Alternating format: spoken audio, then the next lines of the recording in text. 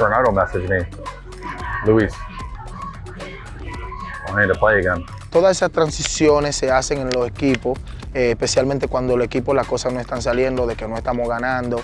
Siempre hay que buscar la forma necesaria de que el equipo pueda tener algún despertar. En este caso yo decidí volver a quechar para ver si buscábamos la forma de nosotros poder escoger una vía ganadora, ya que estábamos perdiendo muchos partidos en ese entonces. Bernardo came to me and said that I think the best thing for the team is for me to come back and play. Wasn't necessarily like something maybe he wanted to specifically do, but he felt like he could do a better job than what we were getting out of Julie Vitini. He hadn't really missed a beat. Let's talk about that home run. Comes out of retirement, hits a home run. The first game, he came out of retirement, hit a bomb. Another one, and he was waiting for it. Hits it deep to left. Lewis back at the wall, and it's gone.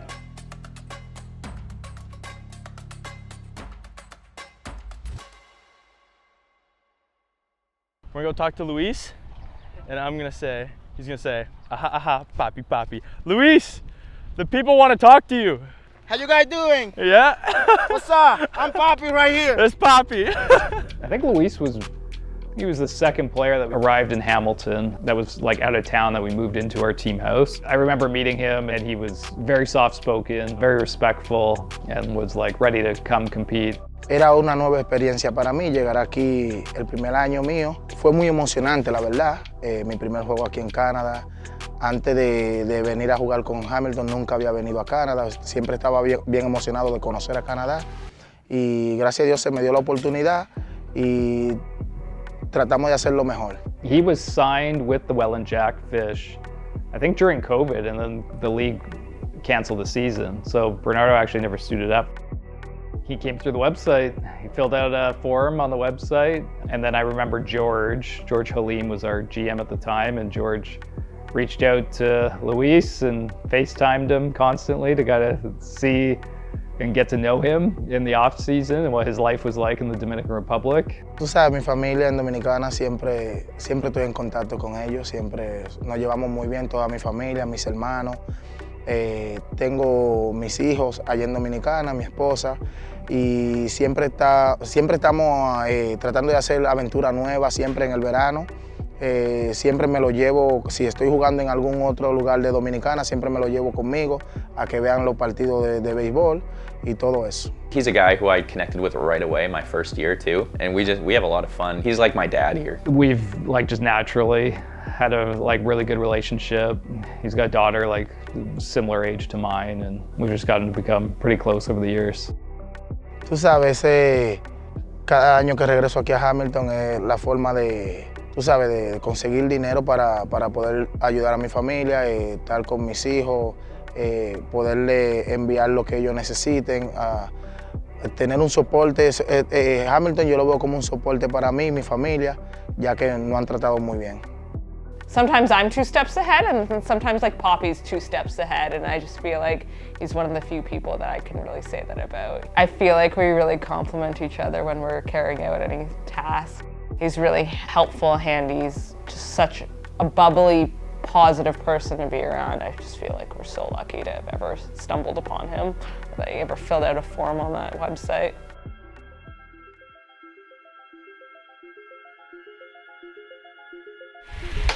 Big swing and a miss, and that is going to be the ball game here. Maple Leafs victorious, 8-1 is your final score. The Jackfish will win this one. The Barrie Bay Cats winning this one 7-2 here.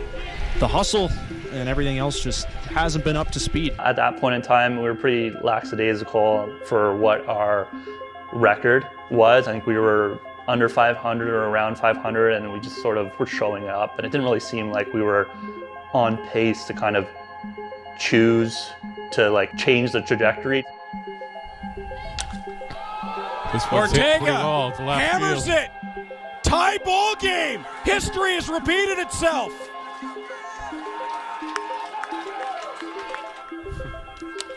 Black flares it. Duncan charging. It's going to fall. Dominguez couldn't come up with the ball. They're going to be waved around. Dominguez delivers for Bernardo. Not in time. Red Sox take the lead. And the 9th inning comeback spurred by 4 innings of great ball from Pedro de los Santos, stuns the Cardinals as they fall by a 4-3 final on a night when Owen Boone went 8, striking out 13. The results were not there. We were 7th place. Everything that we invested in that team, we were just not performing. Can you fix this in half a season? The preparation, the in-game adjustments, the game management, the attention to detail, winning, culture.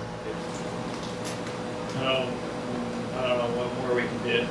I think initially, I didn't think the coaching was an issue. Our players need a lot of structure, and we weren't necessarily getting that structure from the coaching staff. Some players didn't know exactly what their role was. Some of the bullpen pitchers, they did not know at what point in the game that they were going to go into. Corey's warming up for like 2 innings, and the plan was for Corey to go in. Corey was literally warming up on and off for an hour. So Rodney's like, I had 6 warm-up pitches. He's like, I need more time to get ready. So you gotta tell me if I'm going in, like, sooner. We weren't having the extra preparation that we should in order to compete in the league. And then once I started talking to our baseball ops group, it was apparent to me that was the issue. The Cardinals get it done here on a Sunday afternoon at home with a big score and a lot of offense. Things coming together the way they needed to finally for this offense. Came out the gates hot. We, put up I think 10, 15 runs. Like it was just like, it finally felt like, oh my gosh, we did something right. We found our groove. We beat a 3rd place team. We were kind of like, struggling to find our footing. And then we were all at home that night, and then we got the text like, hey guys, we're kind of moving on from that coaching staff. And it was hard to set aside like Piano and them. I've known Piano since my first year, right? Like even when I stayed here in the winter, didn't have anybody here really. He was always like, hey, if you need anything, call me, this and that, So it was hard at first. It was kind of like, I don't really get it, we did something good that day, and then we get rid of them. I think there was some discussion about waiting, but I always feel like, if you're gonna do it at the end of the season, you might as well do it now. Like, why waste the time? I didn't know what to expect because I had never done a coaching change. I've never played on a team where it happened mid-season. I know for a lot of the guys that know, that are close with Piano and Jag and all those guys, there was a sense of anger originally. I know Tyler and I, we talked about it. We were like, what are we doing? We're not playing the best baseball we can right now.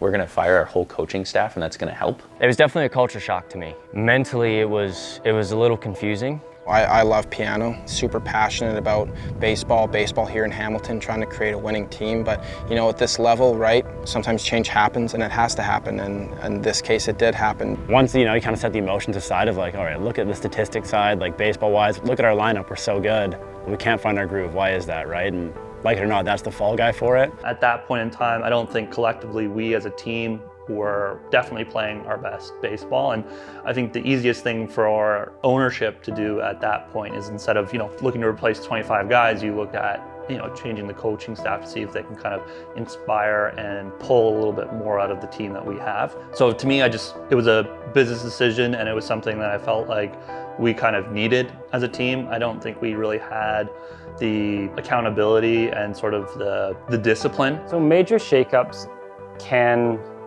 help the team, they can hurt the team, they can have no effect on the team. They can have any of those. Going into any season, you're going to face adversity. There are going to be challenges that you don't see coming up that come up. What I try to do is kind of build this foundation of resiliency where players know what their role is on the team, and players are able to focus on their role and fulfilling their role in that team environment. Because when that's the case, then these kind of major shakeups are less likely to have that negative impact.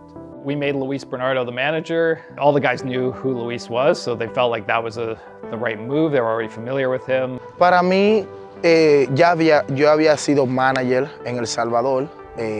Ya conozco esa experiencia de ser manager. ¿Qué te digo? Difícil porque obviamente lo estoy haciendo en otro país, pero ya sí había sido manager en El Salvador, lo cual fui campeón. You've been playing that game long time, like maybe 15, 17, maybe more. His catcher, the catcher got a lot of things in his mind when they behind the home plate.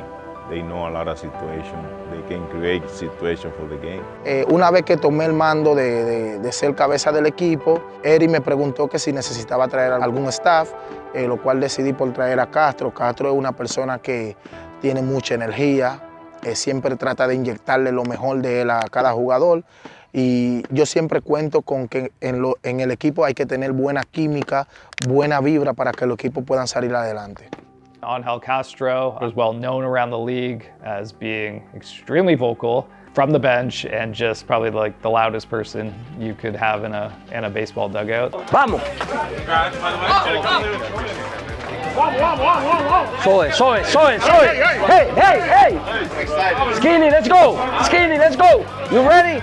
Atacar. Let's go! Hey! Okay, let's go. Let's go! Hey! Atta boy! Castro energy is is a Hall of Fame energy. I like it. I like it like that, you know. When you have somebody that always have your back, you're trying always your best to shine and always play good. You on TV right now. Hey! See! Okay! Vamos! Nico! ¿Cuánto out? Okay, I like it. That's baseball right there, guy. I don't know what it is. That guy does not lose energy. We get quiet for 1 second, he's, hey. We're all getting us yelling again, getting everybody going. He's so competitive. Like, during practice, he'll ask Poppy, like, let me throw live.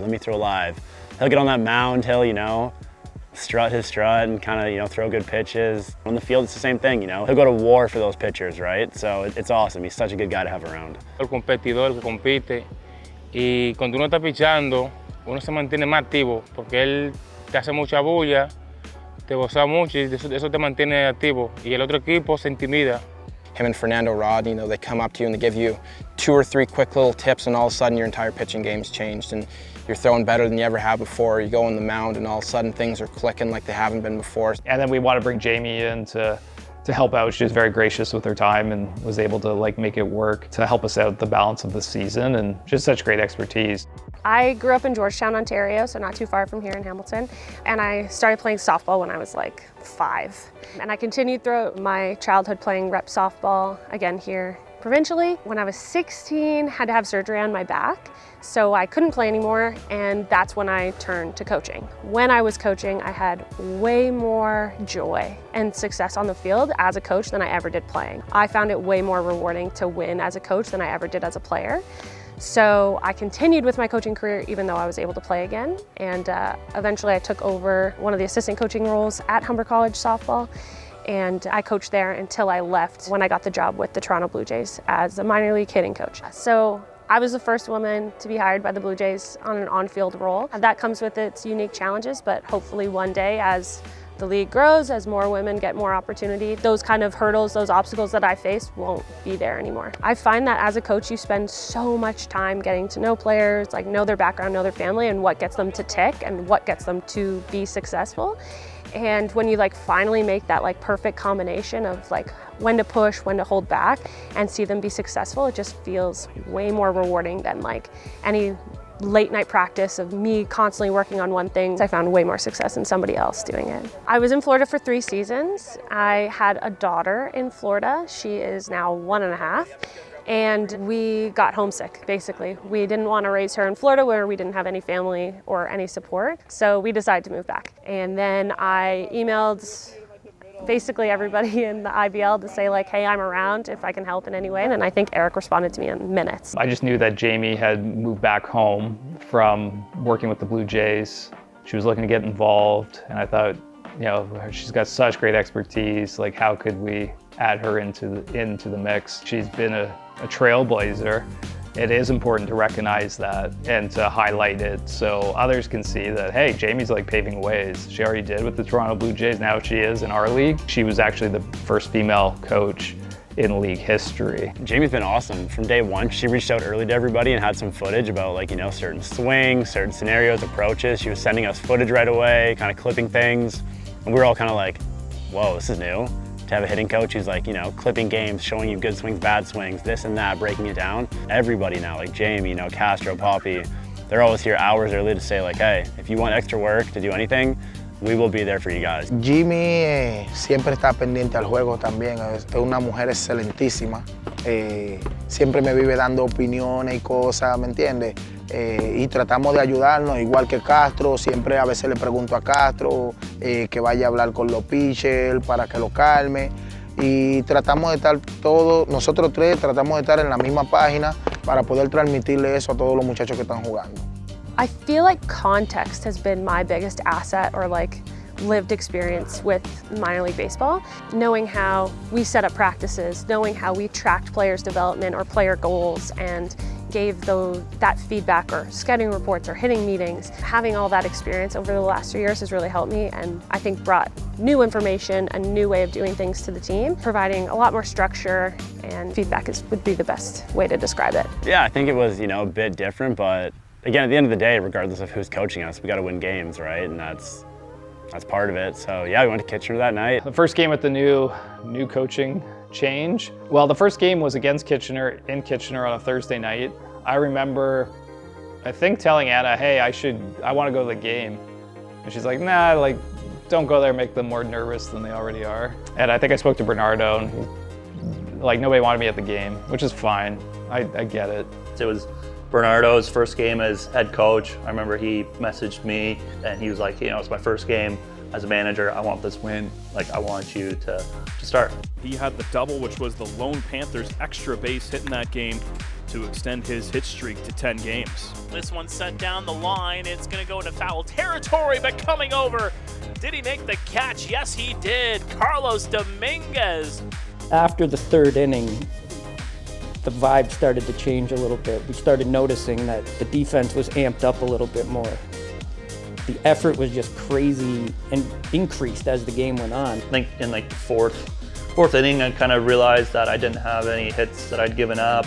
And then from there, it was just kind of like an inning by inning thing. And then once I got to the sixth and through the sixth, I was like, wow, we're more than halfway done. I've got 3 innings left to go, 9 hitters potentially. So that's when it really started to kind of percolate that, this could be a potential reality of throwing a no-hitter. And so I just tried to keep my emotions in check. Even if I didn't throw a no-hitter, it's still pitching good. So just ride with that, and then whatever happens will happen. And we also brought in Jomar Hernandez, and he was our new catcher. He came in and hit 2 or 3 home runs that game, and the offense was really hitting well. The delivery, that one is strike number 1. That one's put high, and it is caught! He got it! Carlos Dominguez makes the catch, and for the first time since June 16th, 1977, a no-hitter through 9 innings in the IBL. Dominguez dove like a Superman dive to make that catch, to end it, and the dugout exploded, and we all ran out onto the field. The team has not celebrated like that since 1978. Everybody running out from the dugout to celebrate something. I don't think there's another time like that. There hadn't been a no-hitter with the Hamilton organization since they were known as the Hamilton Beavers in 1958. It's nice to be sort of recognized for the work that you do. I didn't really assume that they'd put my jersey in the Canadian Baseball Hall of Fame. I thought that's really nice, and I'm excited to go see that one day, but I really didn't expect that. The best part about all of it though was getting the final out and celebrating with all the guys. That was by far one of the coolest and most joyous occasions that I've ever had in my life. 'Cause it's not just a single person effort, a no-hitter. Yes, it gets sort of attributed to one person, but if you look back at the game, Dominguez made an amazing catch to end the game, and that was awesome. Yammer was catching his first game, so that was the first time him and I worked together, and we just kind of stars aligned there. The defense played great behind me. The guys were locked in, and they did so because they were excited for what was on the line for myself. So I will always remember the effort that the guys put in for me when they didn't have to, and to me that's worth way more than any sort of recognition that I got after the fact. I feel like Boone did such a good job at kind of saying hey guys, listen, regardless of who's coaching, this is our team, our core guys, and he went out there and shoved, and that was hey, things are changing, but on the field, we're still a team, and I think you got to give a lot of credit to him, man. He set the tone early and never really looked back. He's got the cycle tonight. Duncan started the game off with a single, a home run, a double last time up, and there is the triple. 2-2 offering. Swung on and missed! And the arrows will fly here at Bernie. By this time in the year, like Rodney was Fernando Rodney that we were expecting. And I remember speaking to some of the other teams and they were just saying like some of their players were like intimidated that they were going up against, you know, a major league closer. So that was starting to like show me like, hey, like just give it time, like baseball's a long season, like, okay, we finally hit the potential. Where's my translator? Translator! Hey! It's time to work. And the Cardinals have now won their 6th in a row. You're so happy to be a part of it, and you wake up every day and you can't wait to get to the baseball field. The vibe definitely changed. There was way more energy in the locker room and then on the field. I feel like it was just like a switch went off, and that stretch was completely different. Everything felt different, and that was definitely a tone setter for the rest of the year.